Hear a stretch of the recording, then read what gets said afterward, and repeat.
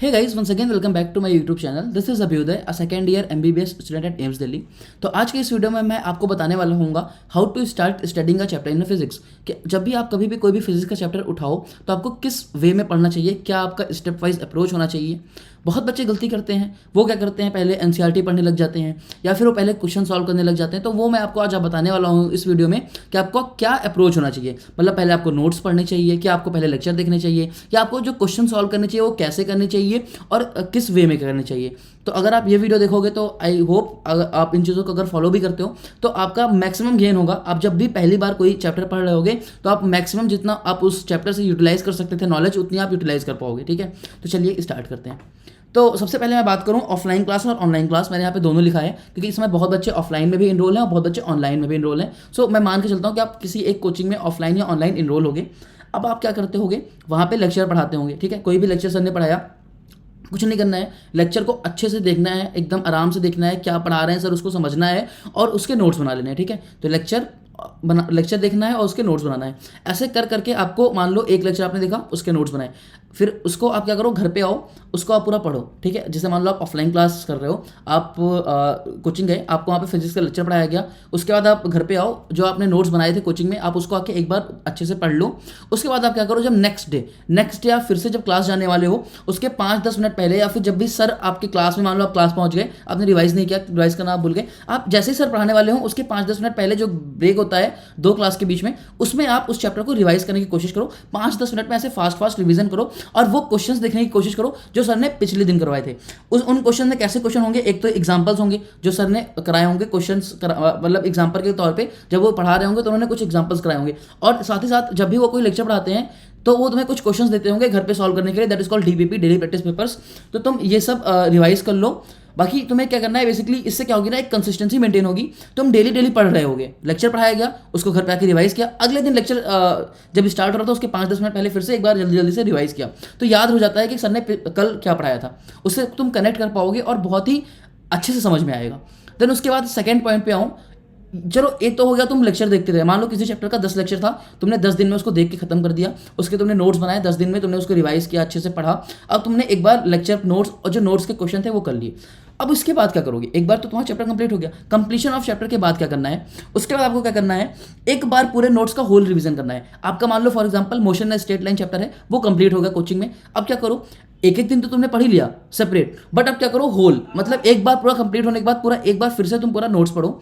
उसके बाद क्या करना है, क्वेश्चंस इन वन गो। अब इस क्वेश्चंस इन वन गो का क्या मतलब है, क्वेश्चंस इन वन गो का सिंपल मतलब है, बहुत बार आप क्या करते हो ना, आप टुकड़ों में क्वेश्चंस करते हो, पार्ट्स में क्वेश्चन करते हो। जैसे मान लो आपका चैप्टर है तो आप क्या करते हो, उसमें मान लो चैप्टर में 200 क्वेश्चन है, कितने क्वेश्चन है, 200 क्वेश्चन है, तो आप क्या ट्राई करते हो कि 50 क्वेश्चन कर लिए, या फिर कभी क्या किया 10 ही क्वेश्चन किया। तो आप ऐसे करने की कोशिश मत करो, आप एक क्या कहते हैं सेट ऑफ क्वेश्चंस रखो। जैसे आपका मान लो नीट में कितने क्वेश्चन होते हैं फिजिक्स के, 50 क्वेश्चन आते हैं, 50 आते हैं ना, तो आप क्या करो 200 क्वेश्चन को तो 4 पार्ट्स में डिवाइड कर लो, 4 पार्ट्स में आप डिवाइड कर लो, 50 क्वेश्चन 4 बार करो, और उसके बाद आप मिलाओ कि आपके कितने क्वेश्चन सही हुए, कितने गलत हुए और कौन कौन से क्वेश्चन गलत हुए। एक तो तरीका ये है। दूसरा क्या है, या तो तुम 200 क्वेश्चन को 100 में डिवाइड कर लो, that depends on you only. ठीक है, कि आप कितने में करना चाहते हो, बट हाँ आप ज़्यादा से ज़्यादा नंबर ऑफ क्वेश्चंस को एक गो में सॉल्व करने की कोशिश करो और उसके बाद ही आंसर मिलाओ। कभी भी ऐसा नहीं करना है कि आपने एक क्वेश्चन किया फिर उसका आंसर मिलाया, फिर वो क्वेश्चन गलत हुआ तो जाकर तुरंत नोट्स में देख लिया। नो, ऐसा मत करना। ऐसे इससे ये करोगे ना तो आपको कोई फायदा नहीं होगा।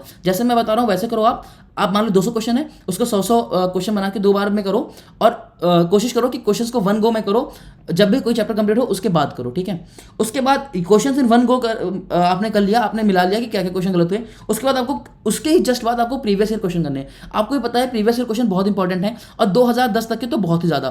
तो आपको पीवाईक्यूज करने हैं एटलीस्ट टिल 2010, वहाँ तक आप पीवाईक्यूज करो। उसके बाद मैंने क्या लिखा है, ये कर लिया। उसके बाद आप रॉन्ग क्वेश्चंस को मार्क करो, जितने भी आपके क्वेश्चन गलत हुए हैं उनको आप एक जगह पे लिखो। मतलब कि इन द सेंस आप क्या कर सकते हो, आप अपने बुक में भी मार्क कर सकते हो। जैसे मान लो आपने बुक किया, आपने कोई मॉड्यूल सॉल्व किया या आपने ऑनलाइन कोई सॉल्व किया, तो उसमें बुक मार्क का ऑप्शन होता है, आप उस क्वेश्चन को बुक मार्क कर दो। या फिर आप अपने पेन से ही नॉर्मली ऐसे टिक लगा दो कि मैं ब्लैक पेन से टिक मार दिया हूँ, मतलब मेरा पहली बार में, जब मैंने पहली बार ये क्वेश्चन सॉल्व किया था तब मैंने गलत किया था, चाहे जिस रीजन से गलत हुआ था पर गलत हुआ था। अब इतना करने के बाद अब आपका नोट्स से और आपके जो भी आपके पास क्वेश्चन बैंक था, मॉड्यूल था, उससे आपका जो चैप्टर है वो एकदम क्लियर हो चुका है। अब आप क्या करो, अब आप अपनी एनसीईआरटी की तरफ बढ़ सकते हो। अब मैं एनसीईआरटी को बाद में क्यों रखा हूँ, बहुत बच्चे सोचेंगे भैया एनसीईआरटी तो बहुत इंपॉर्टेंट है, आप एनसीईआरटी रीडिंग पहले करा देते, फिर हम नोट्स पढ़ते और फिर हम क्वेश्चन सॉल्व करते। बट हमने ऐसा क्यों नहीं किया, हमने पहले नोट्स करा फिर क्वेश्चन भी कर लिए, अब सबसे लास्ट में एनसीईआरटी क्यों कर रहे हैं? तो लास्ट में एनसीईआरटी करने का सिर्फ एक मतलब है दोस्त, ये फिजिक्स है। यहाँ की एनसीईआरटी बहुत टफ होती है, जनरली बहुत टफ होती है हर सब्जेक्ट्स में। तो अगर आप पहले एनसीईआरटी करोगे तो आपको घंटा कुछ समझ नहीं आएगा। बट हाँ, जब आप नोट्स पढ़ चुके होगे, क्वेश्चन बहुत सारे सॉल्व कर चुके होगे, तो आपको एनसीईआरटी बहुत आराम से समझ में आएगी, बहुत अच्छे से समझ में आएगी, और आपको समझ में आएगा कि जो चीज़ें लिखी हैं वो क्यों लिखी हुई हैं। तो दैट इज वाई ये इंपॉर्टेंट है कि एनसीईआरटी रीडिंग करी जाए, but after the completion of these things, के मतलब क्वेश्चन और लेक्चर के बाद करी जाए। तो अब आप बार बार तो एनसीईआरटी पढ़ नहीं सकते। अब ऐसा तो नहीं कि आप फिजिक्स की एनसीईआरटी बार बार पढ़ोगे, आपने एक बार पढ़ लिया, दो बार पढ़ लिया, अब उसके बाद आपको क्या करना है, एक्टिव रिकॉल की जरूरत होगी। तो एक्टिव रिकॉल के लिए व्हाट वी हैव मेमोनीट।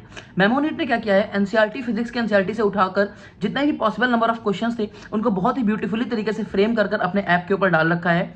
साथ ही साथ उनके पास एक बहुत ही अमेजिंग चीज है, दैट इज फॉर्मूला सेक्शन, जिसमें आपको 3 चीजें मिलती हैं। पहला, आपको फ्लैश कार्ड्स मिलते हैं फॉर्मूले के।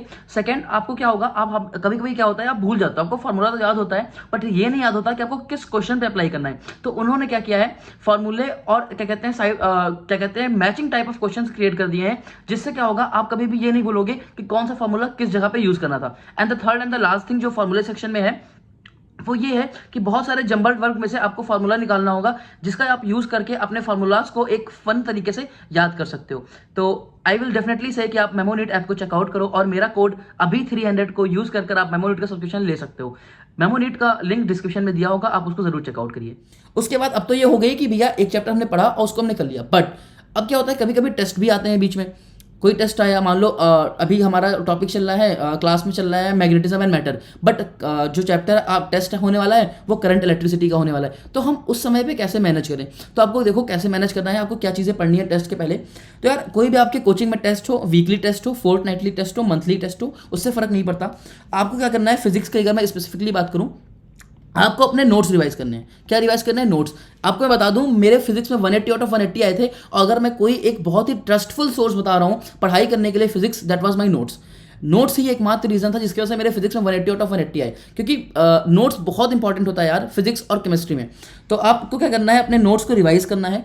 पेपर के पहले आप आराम से अपना नोट्स रिवाइज करो। अब यहाँ पे भी दो मैंने आपको ऑप्शंस दिए हैं। देखो, पेपर के पहले 2 चीज़ हो सकती हैं, या तो टाइम ज़्यादा हो या तो टाइम कम हो। नोट्स रिवाइज करने के बाद अगर आपके पास टाइम कम है, ठीक है, बहुत कम टाइम है, मान लो आपके पास 2 दिन है, आप नोट्स रिवाइज करने में 4 घंटे या 3 घंटे लग रहे हैं और आप कुछ नहीं कर सकते, तो आप क्या करो, नोट्स रिवाइज करो। उसके बाद आप अपने मॉड्यूल में जाओ और जो आपके मार्क क्वेश्चन थे ना, आप उनको सिर्फ देख लो कि हाँ ये क्वेश्चन मुझसे हो जाएगा ना, हाँ हो जाएगा, तो आप ये कर सकते हो। बाकी अगर आपके पास टाइम ज़्यादा है, अगर आपको लगता है कि आपके पास इनफ टाइम है, आपके पास 2-3 दिन रिवीजन के लिए है और आप फिजिक्स को आराम से 8-9 घंटे दे सकते हो, तो आप क्या करो, अपने नोट्स को रिवाइज करो। अगर आपके पास तब भी 2-3 घंटे बच जाते हैं, आपके पास टाइम इनफ है, आप मार्क क्वेश्चन को सॉल्व कर लो एक बार, और साथ ही साथ प्रीवियस ईयर क्वेश्चन को सॉल्व करो, ठीक है। क्योंकि आपको सबसे ज़्यादा अगर कभी दिक्कत होगी ना, तो ये जो मार्क क्वेश्चन है ना, इसी में दिक्कत होगी, क्योंकि ये वो सेट ऑफ क्वेश्चन है जहाँ पर आपने एक बार मिस्टेक करी हुई है। अगर आप उनको ध्यान से नहीं एनालाइज करोगे तो आप फिर से वही मिस्टेक वहाँ पे रिपीट करके आओगे, ठीक है। तो आपको अपनी मिस्टेक से सीखना है, और ये मार्क क्वेश्चन सबके अलग अलग हो सकते हैं। सो आई होप आपको ये वीडियो अच्छी लगी होगी, और मैंने बहुत ही अच्छे वे में बताने की कोशिश की है कि एक चैप्टर को फिजिक्स के कैसे पढ़ना चाहिए। मैं भी बिल्कुल ऐसे ही पढ़ता था, और ट्रस्ट में मेरे 180 आउट ऑफ 180 आए थे फिजिक्स में, और कहीं ना कहीं मुझे लगता है कि इस स्टेप वाइज अप्रोच का उसमें बहुत बड़ा हाथ ज़रूर था। So okay, bye bye. बाकी किसी को अगर कोई डाउट हो वीडियो में तो प्लीज़ कमेंट सेक्शन में बता देना, और अगला वीडियो किस टॉपिक पे हो तो वो भी आप कमेंट सेक्शन में बता देना। चलो बाय बाय।